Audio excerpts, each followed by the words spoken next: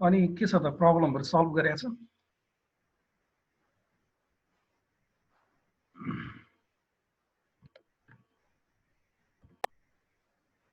20 सम्म सल्भ गरे भर्खर 1 नम्बरमा मात्रै पुग्दैछु के रे भर्खर 1 नम्बरमा मात्रै पुग्दैछु मैले उताको सकाए बी को पोको कि अहिले सी को मान्न 7 बजिहाल्यो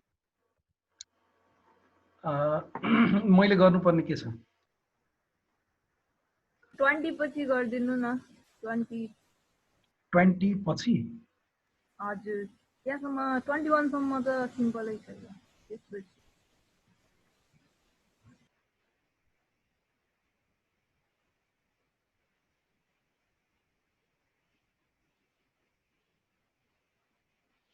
त्यसो भए 20 पछि गर्ने हो भने अब एउटा कन्सेप्ट चाहिँ पढ्नु पर्ने हुन्छ है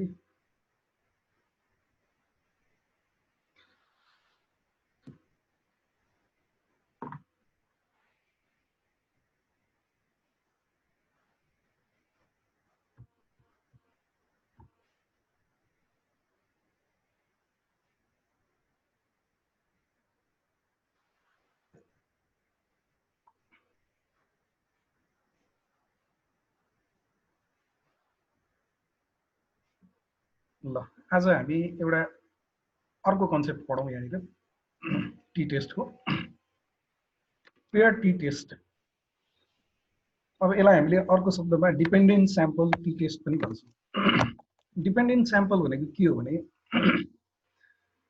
जस्तै योभन्दा अगाडि हामीले दुईटा स्याम्पलको केस पढ्यौँ हैन दुईटा पपुलेसन इन्डिपेन्डेन्ट पपुलेसनबाट दुईटा स्याम्पल यदि हामीले ड्र गर्छौँ प्रत्येक दुईटा मतलब पपुलेसनबाट र त्यो पपुलेसनको मिनहरु डिफरेन्स छ कि छैन भनेर स्याम्पल मिनको आधारमा हामीले टेस्ट गर्छौँ त्यसलाई हामीले इन्डिपेन्डेन्ट स्याम्पल टी टेस्ट भनेर भन्ने गर्छौँ है डिपेन्डेन्ट स्याम्पल टी टेस्टमा के हुन्छ भन्दाखेरि दुईटा स्याम्पलहरु एक अर्कासित रिलेटेड हुन्छ when two samples are related to each other then we call them dependent sample र त्यस्तो डिपेन्डेन्ट स्याम्पललाई अर्को शब्दमा पेयर्ड स्याम्पल पनि भनिन्छ पेयर्ड स्याम्पल है पेयर्ड भनेको एउटै स्याम्पल हो वास्तवमा त्यो भन्दियो भने एउटै स्याम्पल हो एउटै स्याम्पललाई कुनै प्रकारको ट्रिटमेन्ट दिएर ट्रिटमेन्ट दिनुभन्दा अगाडि र ट्रिटमेन्ट दिइसकेपछि चाहिँ यदि हामीले त्यसमा कुनै प्रकारको चेन्जेस आयो कि आएन भनेर टेस्ट गर्नु पर्यो भने त्यस्तो बेलामा टी टेस्ट युज गर्छौँ जस्तै एउटा इक्जाम्पलको लागि भनौँ न यहाँ सर्टेन इक्जाम्पलहरु राखेको छ कुनै एउटा फ्याक्ट्रीमा वर्करहरुलाई उनीहरुको आउटपुट हामीले मेजरमेन्ट गर्यौं मानौ एउटा 10 जना वर्करको आउटपुट मेजरमेन्ट गर्यौं उनीहरुलाई ट्रेनिङ दिनुभन्दा अगाडि उनीहरुको आउटपुट कस्तो थियो र त्यसपछि त्यो वर्करहरुलाई हामीले ट्रेनिङ पनि दियौं हैन र ट्रेनिङ दिइसकेपछि फेरि उनीहरुको आउटपुट मेजरमेन्ट गर्यौं भनेपछि उनीहरुको आउटपुटमा डिफरेन्सेस आयो कि आएन त ट्रेनिङले त नर्मली के हुन्छ भने ट्रेनिङ दिइसकेपछि वर्करहरुको आउटपुट के हुन्छ त बिफोर ट्रेनिङ भन्दा आफ्टर ट्रेनिङ के हुन्छ इम्प्रुभमेन्ट हुन्छ नि त हैन भनेपछि यसरी हामीले is there any improvement in the output of the worker after the training पछि त्यो वर्करहरुको आउटपुटमा कुनै प्रकारको इम्प्रुभमेन्ट भयो वा भएन त्यस्तो प्रकारको टेस्ट गर्नु पर्यो भने हामीले नर्मली पेयर्ड टी टेस्ट गर्छौं पेयर्ड स्याम्पल टी टेस्ट यसलाई हामीले अनि अर्को एउटा इक्जाम्पल छ जस्तै कि मानौ कुनै प्रकारको सपोर्ट हामीले दिन्छौं जस्तै कि इक्जाम्पलको लागि मानौ कुनै एउटा वुमन ग्रुपलाई हैन 10 जना 15 जनाको वुमन ग्रुपलाई चाहिँ हामीले कुनै एउटा काममा लगायौं काममा लगाइसकेपछि उनीहरुको वर्क अचिभमेन्ट हामीले आउटपुट के रे मेजरमेन्ट गर्यौं अनि तिनै 15 जनाको वुमनलाई फेरि हामीले कुनै प्रकारको सपोर्ट गर्यौं हैन फाइनान्शियल सपोर्ट हुन सक्छ वा कुनै अर्को प्रकारको सपोर्ट गर्यौं र त्यो सपोर्ट पछि उनीहरुको हामीले के गर्यौं भन्दा फेरि उनीहरुको वर्क अचिभमेन्ट चाहिँ मेजरमेन्ट गर्यौं भनेपछि सपोर्ट दिनुभन्दा अगाडि र सपोर्ट दिइसकेपछि उनीहरुको वर्क अचिभमेन्टमा कुनै डिफरेन्सेस छ कि छैन कुनै डिफरेन्सेस पाइयो कि पाइयो एउटा इक्जाम्पल हो अर्को इक्जाम्पल हामीले के पनि लिन सक्छौं भने जस्तै मानौ 5 जना स्टुडेन्टको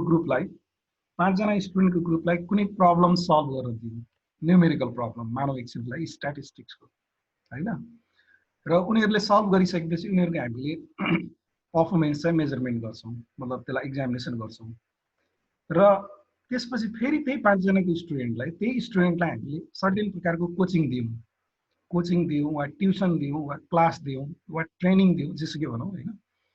र त्यो ट्युसन दिइसकेपछि फेरि त्यही स्टुडेन्टलाई फेरि त्यही प्रब्लमहरू हामीले सल्भ गर्न दियौँ र उनीहरूको पर्फर्मेन्स चाहिँ इभ्यालुएसन गऱ्यौँ। भनेपछि एउटा स्टुडेन्टको सर्टेन स्टुडेन्टको ग्रुपलाई बिफोर ट्युटोरियल र आफ्टर ट्युटोरियलमा उनीहरूको पर्फर्मेन्समा कुनै चेन्जेस आएको छ कि छैन भनेर यदि हामीले त्यस्तो प्रकारको टेस्ट गर्नु पर्यो भने त्यसलाई हामीले पेयर्ड टी टेस्ट वा पेयर्ड स्याम्पल टी टेस्ट भनेर गर्ने गर्छौँ होइन।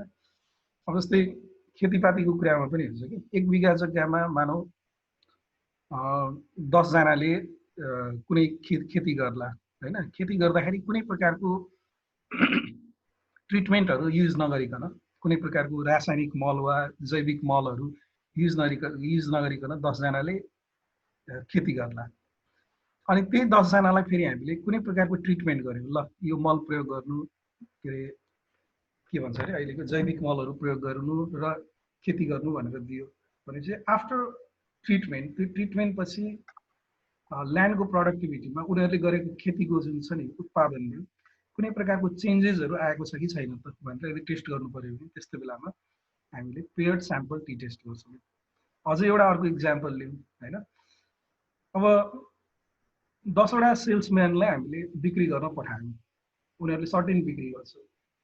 अनि त्यसपछि गएर उनीहरूले जुन जुन एरियामा बिक्री गरेको हुन्छ त्यो एरियामा हामीले एउटा एक्सटेन्सिभ एडभर्टिजमेन्ट क्याम्पेन गऱ्यौँ, एउटा विज्ञापनको एकदमै ठुलो क्याम्पेनिङ हामीले त्यहाँ गऱ्यौँ। र त्यो विज्ञापनको क्याम्पेनिङ गरिसकेपछि, एडभर्टिजमेन्ट क्याम्पेनिङ गरिसकेपछि फेरि त्यही 10 जना सेल्सम्यानहरूलाई हामीले त्यही एरियामा, पहिलेकै एरियामा फेरि बिक्री गर्न पठाउँदाखेरि बिफोर एडभर्टिजमेन्ट र आफ्टर एडभर्टिजमेन्ट उनीहरूको सेल्स रेभेन्यूमा उनीहरूले चेन्जेस ल्याउन सकेको छ कि छैन होइन, सेल्स रेभेन्यूमा परिवर्तन भएको छ कि छैन भनेर त्यस्तो प्रकारको टेस्ट गर्नु पर्यो भने पेयर्ड टी टेस्ट गरिन्छ। नर्मली के कुरा बुझ्नुपर्छ भन्दाखेरि in case of paired T test normally the sample is the same, sample चाहिँ सेम हुन्छ। एक प्रकारले भन्ने हो भने एउटै स्याम्पल हो, तर त्यही स्याम्पललाई सर्टेन प्रकारको इन्टरभेन्सन गर्नुभन्दा अगाडि र सर्टेन प्रकारको इन्टरभेन्सन गरिसकेपछि त्यसको पर्फर्मेन्समा, त्यसको आउटपुटमा, त्यसको रिजल्टमा कुनै चेन्जेस आएको छ कि छैन भनेर यदि हामीले टेस्ट गर्नु पर्यो भने त्यस्तो बेलामा पेयर्ड टी टेस्ट गर्ने गर्छौँ। त्यही भएर यसलाई डिपेन्डेन्ट स्याम्पल भनेको कारण थियो। स्याम्पल एउटै हो, जस्तै मैले स्टुडेन्टको इक्जाम्पल लिएँ नि, रोल नम्बर 1 to 5 भएको स्टुडेन्टलाई कुनै प्रब्लम सल्भ गर्न दियो 1 to 5 रोल नम्बर भएको स्टुडेन्टलाई, र त्यही स्टुडेन्टलाई फेरि सर्टेन प्रकारको हामीले कोचिङ दियौँ र कोचिङ पछि त्यही 5 वटा स्टुडेन्टलाई फेरि त्यही प्रब्लमहरू सल्भ गर्न दिँदाखेरि उनीहरूकोमा के चेन्जेस आएको छ उनीहरूको पर्फर्मेन्समा, यस्तो टेस्ट गर्नु पर्यो भने हामीले पेयर्ड टी टेस्ट युज गर्छौँ। अब एउटा कुरा के बुझ्नुपर्छ भने पेयर्ड टी टेस्टमा क्वेसनको नेचर हेरेर नै हामीले बुझ्छौँ कि यसमा पेयर्ड टी टेस्ट गर्ने हो कि होइन। त्यसमा के हुन्छ भने पहिलो कुरा हामीले भुल्न नहुने, स्याम्पल साइज सेम हुनुपर्छ। स्याम्पल साइज सेम हुनुपर्छ। योभन्दा अगाडिको केसमा हामीले जुन इन्डिपेन्डेन्ट स्याम्पल टी टेस्ट पढ्यौँ, दुईवटा स्याम्पलहरू इन्डिपेन्डेन्ट छन्, त्यसको टी टेस्ट गर्नु पर्यो भने त्यसमा स्याम्पल साइज सेम नहुन पनि सक्छ। हिजो हामीले प्रब्लमहरू गरेका थियौँ नि, फर्स्ट स्याम्पलमा 11 वटा स्याम्पल साइज थियो भने सेकेन्डमा 9 थियो, 7 थियो भने 4 थियो, यस्तो यस्तो दुईवटा स्याम्पलको साइज चाहिँ फरक हुनसक्छ, सेम पनि हुनसक्छ इन्डिपेन्डेन्ट स्याम्पल भयो। तर डिपेन्डेन्ट स्याम्पलमा एउटै साइजको स्याम्पललाई हामीले सर्टेन ट्रिटमेन्ट पछि, सर्टेन प्रकारको इन्टरभेन्सन पछि, सर्टेन प्रकारको इफेक्ट दिइसकेपछि त्यो स्याम्पलको पर्फर्मेन्समा चेन्ज आयो कि आएन भनेर टेस्ट गर्ने हुनाले बिफोर द ट्रिटमेन्ट र after the treatment sample size के हुनुपर्छ, सेम हुनुपर्छ, सेम इलिमेन्टहरू त्यसमा हुनुपर्छ। स्याम्पल साइज मात्र होइन कि स्याम्पलको इलिमेन्ट पनि सेम हुनुपर्छ। जस्तै कि रोल नम्बर 1 to 5 लाई बिफोर ट्युसन उनीहरूलाई एक्जाम लिँदा र आफ्टर ट्युसन एक्जाम लिँदाखेरि उनीहरूको पर्फर्मेन्समा चेन्जेस आयो कि आएन भनेर हामीले टेस्ट गर्छौँ भनेपछि त्यो स्याम्पलमा भएको 5 जनाको स्याम्पल साइजमा भएको जुन इलिमेन्टहरू छ, स्टुडेन्टहरू के हो त, बिफोर ट्युसन र आफ्टर ट्युसन सेम इलिमेन्टहरू। त सेम इलिमेन्टहरूको पर्फर्मेन्समा कुनै प्रकारको ट्रिटमेन्ट पछि, कुनै प्रकारको ट्रेनिङ पछि, कुनै प्रकारको सपोर्ट पछि होइन, कुनै प्रकारको इफेक्ट दिइसकेपछि चेन्जेस आयो कि आएन भनेर यदि हामीले टेस्ट गर्ने हो भने त्यस्तो बेलामा पेयर्ड टी टेस्ट प्रयोग गर्छौँ। यो क्वेसन पढेर नै क्वेसनको नेचरबाट नै बुझिन्छ कि है। अब यहाँनिर मूलभूत रूपमा हामीले बुझ्नुपर्ने के भन्दाखेरि एउटै स्याम्पललाई सर्टेन प्रकारको इफेक्ट दिनुभन्दा अगाडि र सर्टेन प्रकारको इफेक्ट दिइसकेपछि को पर्फर्मेन्समा हामीले के गर्छौँ त चेन्जेस आयो कि आएन भनेर टेस्ट गर्छौँ यो पेयर टी टेस्टमा। अब यो पेयर टी टेस्ट गर्नको लागि अब suppose there are two dependent sample, एउटा स्याम्पल एक्स हो भन्ने मानौँ, अर्को स्याम्पल वाइ हो भन्ने मानौँ होइन। एक्स र वाइ भनेको एउटै स्याम्पल हो वास्तवमा, तर एक्स भनेको say it is the sample before giving certain kind of effect and y is the same sample after giving certain kind of effect.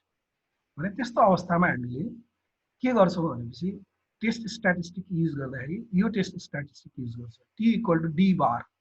अब यो डी भनेको के हो, डी बार भन्ने बित्तिकै यो एर्थमेटिक मिन भन्ने बुझ्नु पर्यो र डी भनेको डिफरेन्स हो कि दुईटा स्याम्पलको इलिमेन्टहरूको भ्यालुहरूको बिचको डिफरेन्स हो। जस्तै रोल नम्बर 1 to 5 को हामीले मार्क्स नै बिफोर एक्जामिनेसन र आफ्टर एक्जामिनेसनको मार्क्स के अरे सरी बिफोर ट्युसन एक्जामिनेसन र आफ्टर ट्युसन एक्जामिनेसनको मार्क्स हामीले रेकर्ड गऱ्यौँ भने त्यो दुईटाको मार्क्सको डिफरेन्स जुन हामीले निकाल्छौँ नि त्यो डिफरेन्सलाई हामीले अर्थात् यसलाई एक्स माइनस वाइलाई हामीले के भन्छौँ डी भनेर भन्ने गर्छौँ, डी इज द डिफरेन्स। र डी बार भनेको के हो, यो डी बार जुन न्युमेरेटरमा छ डी बार भनेको त्यसको एर्थमेटिक मिन हो, डिफरेन्सको एर्थमेटिक मिन भनेको मतलब एक्स माइनस वाइको भ्यालुलाई डिफरेन्सलाई जोडेर त्यसलाई नम्बर अफ अब्जर्भेसनले हामीले के गर्ने त डिभाइड गर्ने। अनि स्याम्पल साइजलाई हामीले एन भनेर भन्छौँ, यो स्क्वायर रुट एन छ यो स्याम्पल साइज हो, एन भनेको स्याम्पल साइज हो। अब मैले अघि नै भनिसकेँ both samples have equal size, दुवै स्याम्पलको इक्वल साइज हुन्छ होइन।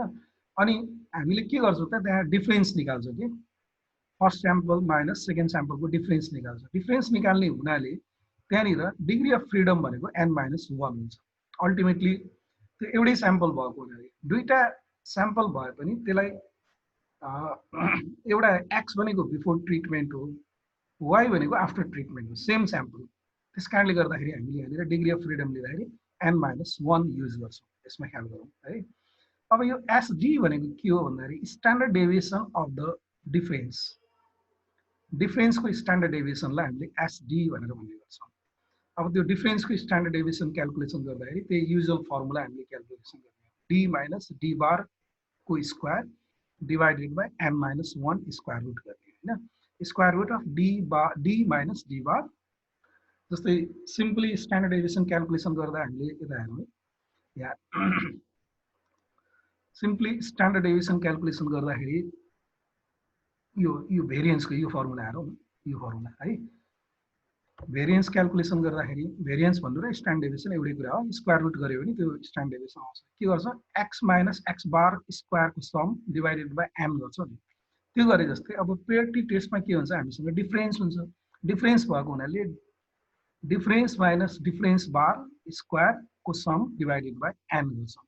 यो गऱ्यो भने तिम्रो डिफरेन्सको भेरिएन्स आउँछ, त्यसैलाई स्क्वायर रुट गऱ्यो भने डिफरेन्सको स्ट्यान्डर्ड डेभिएसन आउँछ। त्यही भएर अब फर्मुलाहरू सबै रटिरहनु जरुरी छैन कि। अनि अर्को तरिकाले गर्ने हो भने फेरि यो डिफरेन्सको निकाल्दाखेरि यो हुन्छ डाइरेक्ट मेथडबाट गर्दा समेसन अफ डी को square minus summation of D square divided by N अनि मल्टिप्लाइड बाई 1/n माइनस 1 को स्क्वायर रुट गऱ्यो भने यो आउँछ।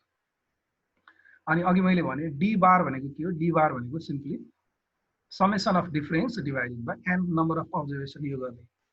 र यसरी हामीले यो फर्मुलामा ती कुराहरू युज गर्छौँ है।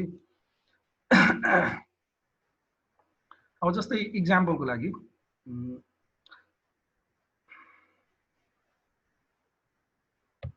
एउटा क्वेसन नम्बर 27 पनि रहेछ, 23 नम्बरको हेरौँ, 23 नम्बरको हेरौँ, ठिक छ 23 नम्बर।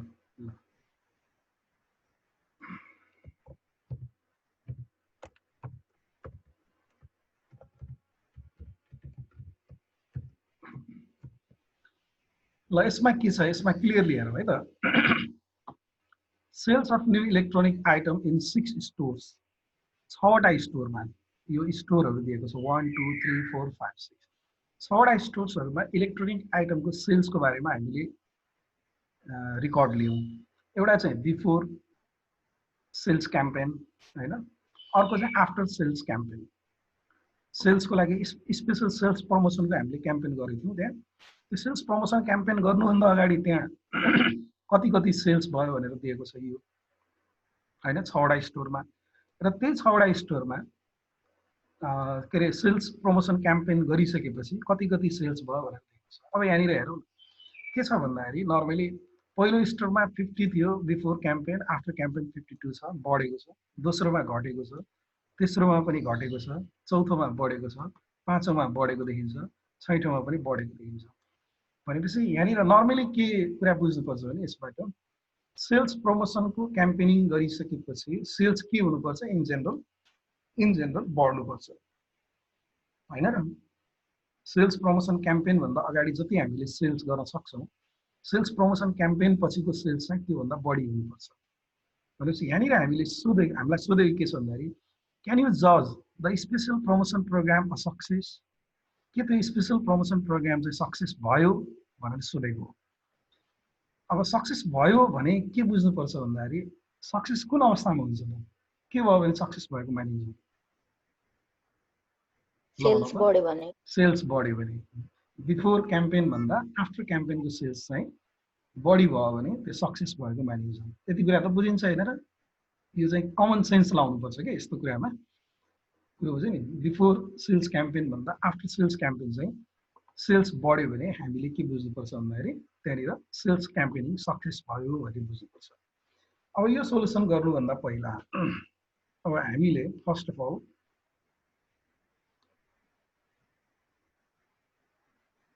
हामीले अघि मैले भने नि यो दुईटा स्याम्पल भनेको दुईटा स्याम्पल होइन स्याम्पल एउटै हो इलिमेन्ट एउटै हो तर एउटा चाहिँ सर्टेन ट्रिटमेन्ट दिनुभन्दा अगाडिको जस्तै सेल्स बिफोर क्याम्पेन भनेको सेल्स प्रमोसन गर्नुभन्दा अगाडिको भयो र अर्को के हो सेल्स प्रमोसन गरिसकेपछिको सेल्स भयो ठिक छ नि त्यही भएर अब यो स्याम्पलको हामीले पहिला के गर्छौँ त इलिमेन्टहरूको डिफरेन्स हामीले क्याल्कुलेसन गर्छौँ जस्तै कि मैले एउटा टेबल बनाऊँ है सेल्स बिफोर क्याम्पेन हैन store sales before campaign sales after campaign तीन भयो त्यसपछि गएर डिफरेन्स क्याल्कुलेसन गर्छौँ र डिफरेन्सको स्क्वायर क्याल्कुलेसन गर्छौँ 1 2 3 4 सरी हाइलाइट भएन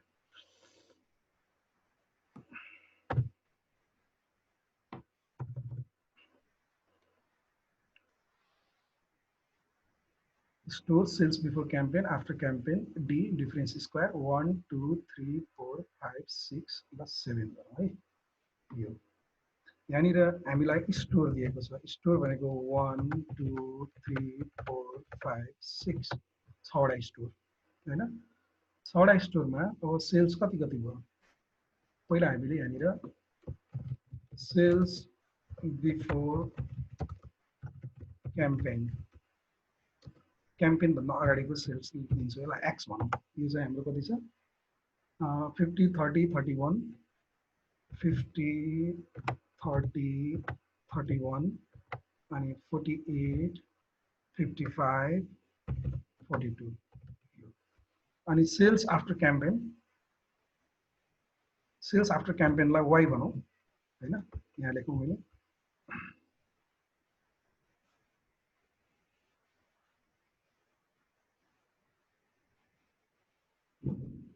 सेल्स आफ्टर क्याम्पेनलाई मैले वाइ भने सेल्स आफ्टर क्याम्पेन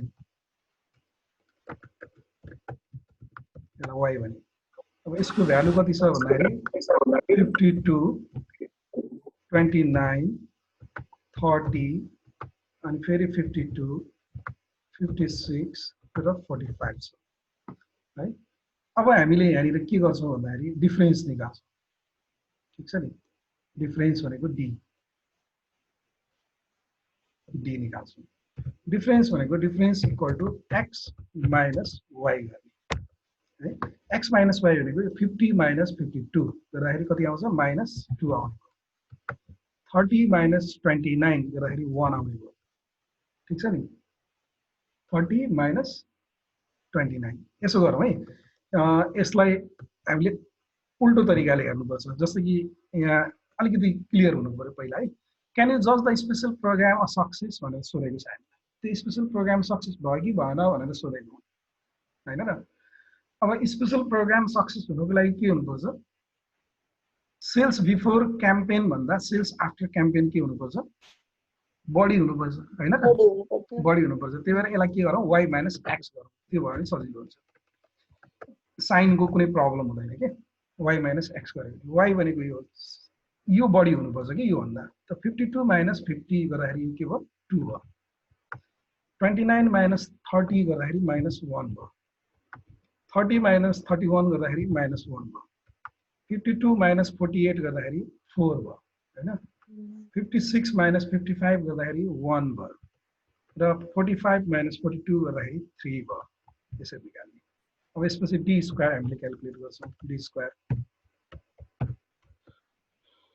2 को स्क्वायर 4 हुन्छ, 1 को स्क्वायर 1 नै भयो, 1 को स्क्वायर 1 भयो, 4 को स्क्वायर 16 भयो हैन, 1 को स्क्वायर 1 भयो, 3 को स्क्वायर 9। अब हामीले यहाँनिर समेसन अफ डी निकाल्छौँ। सर्ट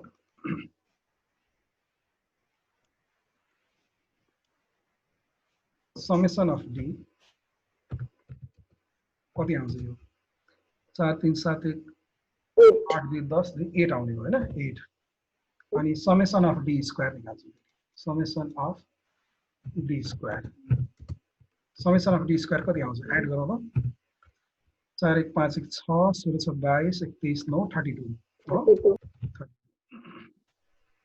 यो भइसकेपछि अब हामीले यहाँनिर क्याल्कुलेट गर्नुपर्ने डी बार क्याल्कुलेसन गर्नुपर्ने, arithmetic mean of the difference, arithmetic mean of the difference, डिफरेन्सको अर्थमेटिक मिन निकाल्छौँ।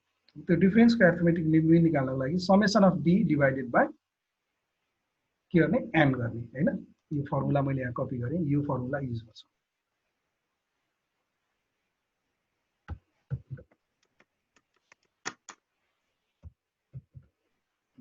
D bar equal to summation of D, summation of D चाहिँ हाम्रो 8 छ, डिभाइडेड बाई एन भनेको कति 6, 6 वटा स्टोर हो नि हैन। यो गर्दाखेरि 8 डिभाइडेड बाई 6 भयो। अब 8 डिभाइडेड बाई 6 कति आउँछ, 8 डिभाइडेड बाई 6 गर्दाखेरि यो 1.333 यो आयो हैन। अब त्यस्तै गरी गएर अब हामीले के गर्छौँ त, डिफरेन्सको स्ट्यान्डर्ड डेभिएसन निकाल्छौँ। Standard deviation of the difference, डिफरेन्सको स्ट्यान्डर्ड डेभिएसन निकाल्छौँ। डिफरेन्सको स्ट्यान्डर्ड डेभिएसन निकाल्न हामीले यो फर्मुला युज गर्छौँ, डाइरेक्ट अनबायस्ड एस्टिमेट युज गर्ने। यो है लाइक पुरा कपी गरौँ।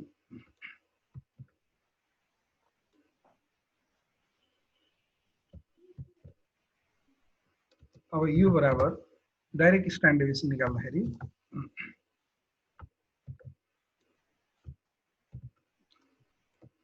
1/n - 1, n भनेको कति 6 हैन त, यो गर्ने। अनि त्यसपछि bracket of summation of D को स्क्वायर, समेसन अफ डी भनेको 8 हो, 8 को स्क्वायर हैन। समेसन अफ डी को होल स्क्वायर भनेको 8 को स्क्वायर, समेसन अफ डी 8 हैन त, 8 हो।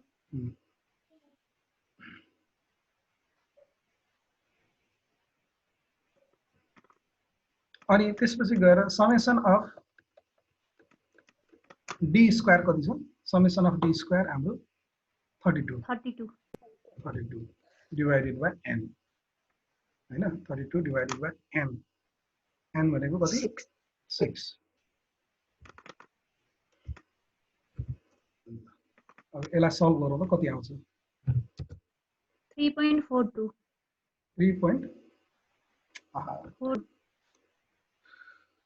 32 divided by 6,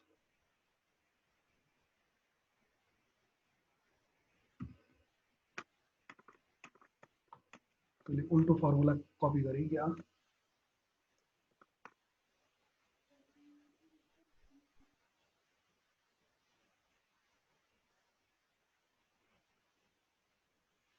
त्यहाँ उल्टो फर्मुला उल्टो भएछ, गल्ती भएछ है। यो चाहिँ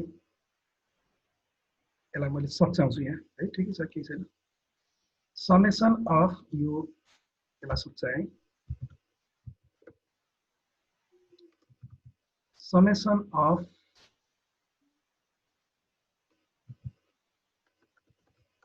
डी स्क्वायर अनि समेसन अफ डी को होल स्क्वायर, यो गर्दाखेरि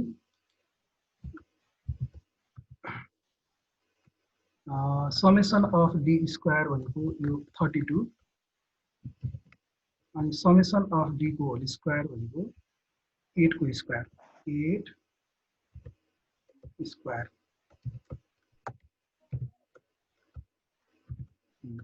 ल अब गरौँ त।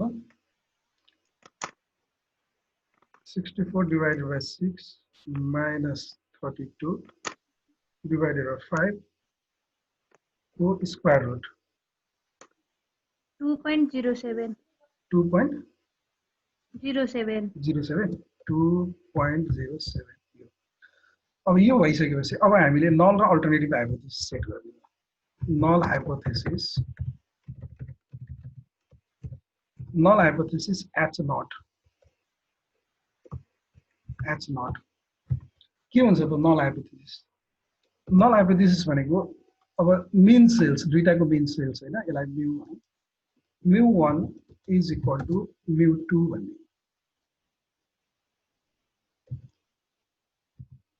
यसको मिनिङ के हुन्छ त? दैट इज यसको मिनिङ के हुन्छ? μ1 इक्वल टु μ2 भन्नाले के त? ल भनौँ त यसको मिनिङ के हो? That is there is no significant difference between cells before and after the campaign in 6 stores. 6 स्टोर्सहरुमा sales चाहिँ बिफोर क्याम्पेनिङ र आफ्टर क्याम्पेनिङमा कुनै डिफरेन्स छैन भन्ने। ठीक छ नि, नल हाइपोथेसिस। ल अब भनौँ त अल्टरनेटिभ हाइपोथेसिस के हुन्छ? μ2 is greater than μ1. यस, हैन, μ2 is greater than μ1, अर्थात् μ1 is less than μ2 भन्ने पनि बुझ्नु पर्यो यसलाई। किनभनेपछि क्याम्पेनिङ पछिको सेल्स चाहिँ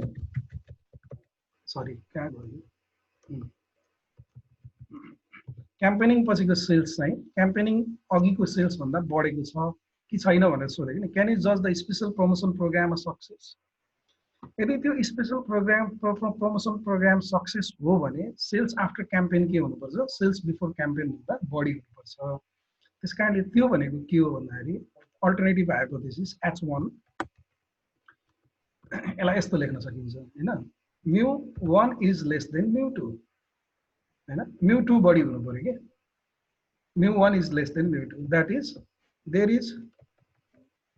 is significant improvement in sales after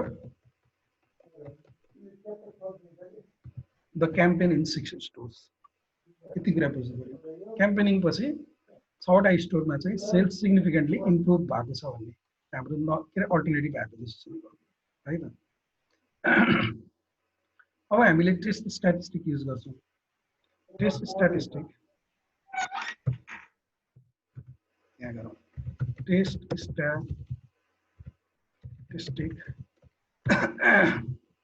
T equal to formula हामीले टेस्ट स्ट्याटिस्टिकको यो लिन्छौँ है।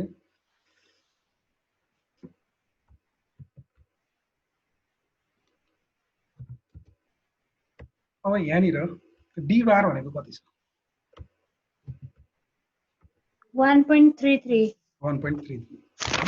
डी बार भनेको 1.33, डिफरेन्सको मिन 1.3333। अनि standard deviation of the difference हामीले यहाँ क्याल्कुलेट गरेछौँ यो चाहिँ 2.07 हैन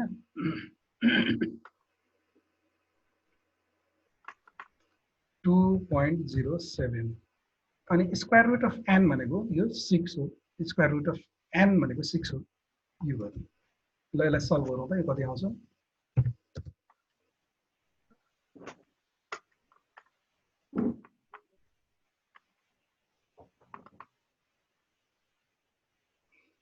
into 1.3 sorry 1.57 1.57 हजुर 1.57 okay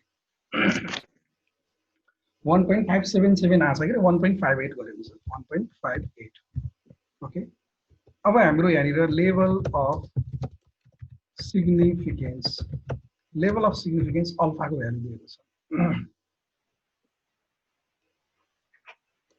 अल्फाको भ्यालु 1% भनेको छ हैन क्वेशनले 0.011% अनि त्यस्तै गरी गएर degree of freedom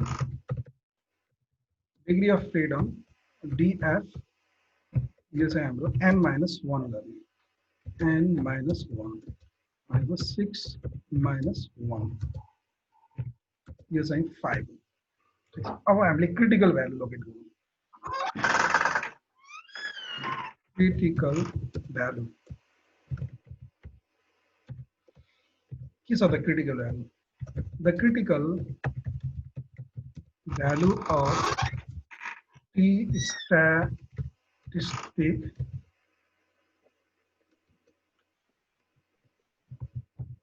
for 1%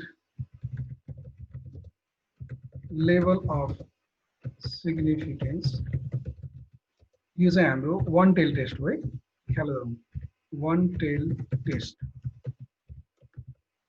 at 5 degree of freedom is अब यो one tail test हामीले गर्दैछौँ यहाँनिर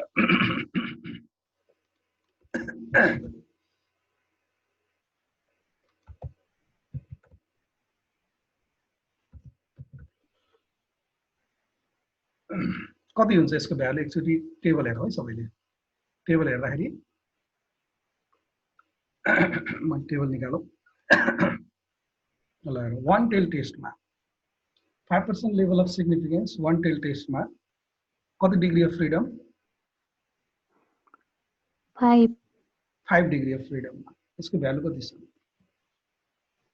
1 दिए हैन टी टेबल कति छ ल 36 5% 1% मा सरी 1% मा यो 1% one tail को यो हेर्नु पर्यो यो one tail हेर्ने है ख्याल गरौँ अहिलेसम्म two tail हेरिरहेको थिए one tail को 1% भनेपछि 5 डिग्री अफ फ्रीडम मा कति छ 3.365 छ हैन देखेछ नि यो 3.365 1% level of significance for one tail test for 5 degree of freedom is 3.365 यो भयो त हाम्रो यहाँनिर 3.365 अब डिसिजन दिने डिसिजन के हुन्छ त डिसिजन अब since